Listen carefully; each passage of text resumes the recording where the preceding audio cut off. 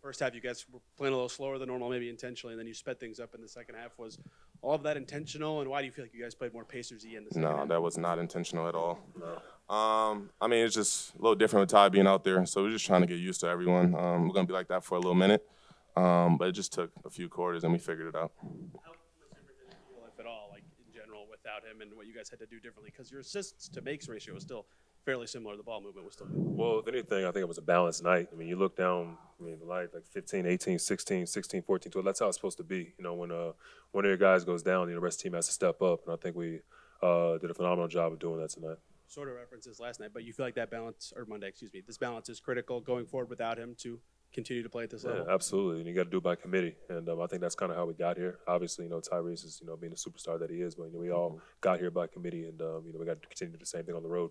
You guys have been better on defense the last couple of weeks. 104 is the lowest you've allowed the season tied, I believe. What do you feel like you guys did well on that end of the floor tonight, and can that be sustainable going forward? Yeah, I just think we're being more physical. We're communicating. There's been a few times I was yelling at Myles that I was back, and that wasn't happening at the beginning of the year. So just using our voice, being in the right spots, and really knowing our personnel and executing our game plan.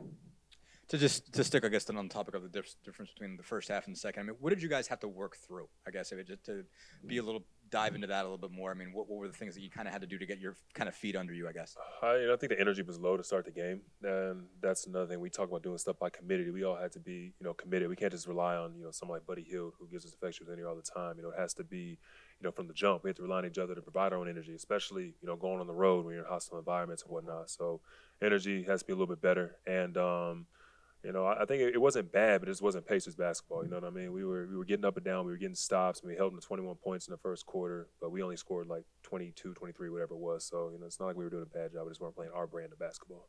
You guys obviously have had a good bit of lineup fluidity throughout the year to begin with, but obviously you got a late scratch with Jalen being out. I mean, what did it take just to find, some kind of groove with that starting lineup, basically? I mean, sense of how everybody worked. For the most part, we've played together like that with Obi being in. It's just Aaron and Drew was a little different, but I think it was fine. We've all played together at some point.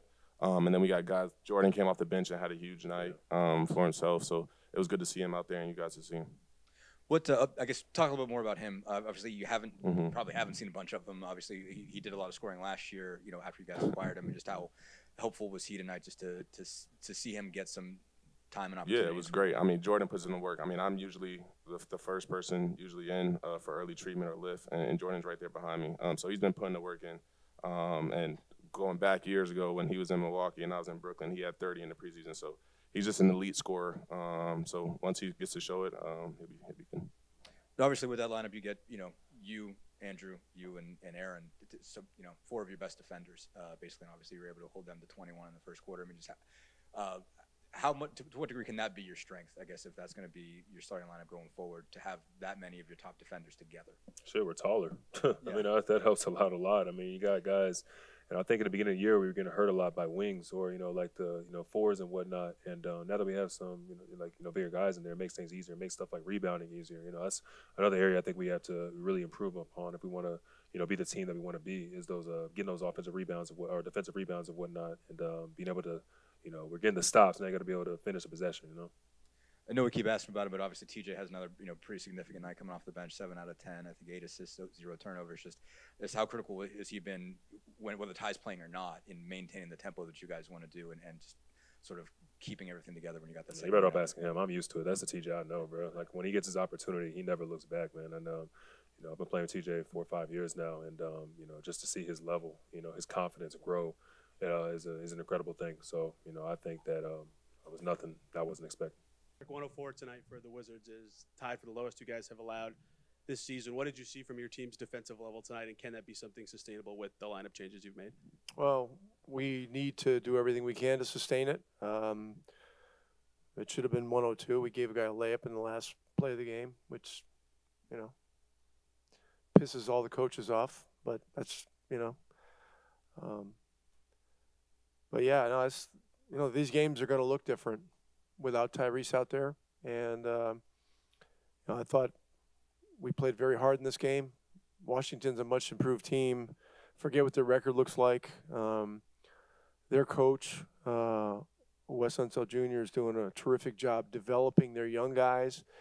and they're getting tougher and they're getting better defensively, and they can really score. And so our guys made a really strong effort tonight defensively, and it was one of our best games just in terms of a sustained level of force, and they still, were making runs, and this thing was still a dogfight. So all these games are going to be tough. The third quarter was the difference.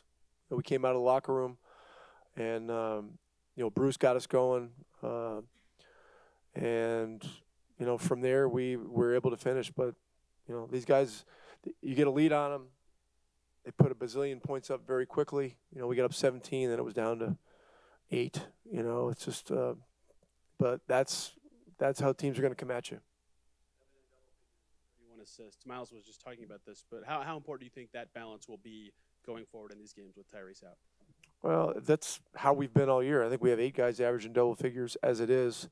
So, look, we gotta play a balanced game. We gotta play with and for each other. Our rebounding has got to get better. We did a much better job in the second half than the first half. That was key. And then, turnover-wise, we started the game with 4 turnovers in the first 3 minutes, and that was not us. And so, going forward, we got to try to avoid those kinds of stretches. I guess to keep on that point, what did they have to do just to kind of get their legs under them? I mean, it seems like obviously it was kind of a different team in the third, offensively in particular, than it was in the first. What did they just have to kind of work through to, find some level of flow? Well, limit turnovers and rebound. I mean, Washington had 11 offensive rebounds in the first half, and that was causing huge problems. And, second half, we won the boards. I think they only had 2 in the second half. And so, we made the adjustment, but you always strive to have that kind of attention to detail and force going for the ball for the entire game. But it's the NBA, and it's hard. So obviously with Tyrese out, you still have 3 really good, experienced ball handlers between Andrew and Bruce and TJ. Just how'd you feel about just the way each of those guys, facilitated, even, Bruce kind of in a secondary ball handler role? Yeah, I thought Drew did a solid job in this game. He's still getting his legs under him. I expect him, once we get into this trip, to settle in and really get his rhythm. TJ's been very consistent for the last month, actually more than that. He's been really great all year. And, Bruce is healthy, and you can tell. He's moving differently. He's got more bounce. He's got more energy. His vibe on the court is different, now that he's not experiencing discomfort. And so, it's a game changer. And, we're likely going to play 10 deep most of the time. And so our depth has got to be a big part of our calling card. How important was Bruce on the glass in particular? 9 rebounds. Obviously, he had a lot of long ones tonight, and he was obviously chasing a lot of those down. Just how much of a game changer was that, I guess, the fact that he was going to get those? Well, we started going to him in the second quarter because Poole was guarding him, and Poole had started going offensively, and we wanted to make him work. Bruce got some good stuff going offensively in the second. Carried it over to the third, and in the fourth, when they went zone one time, he popped in the middle and popped in a shot. And, he's a dirty work guy.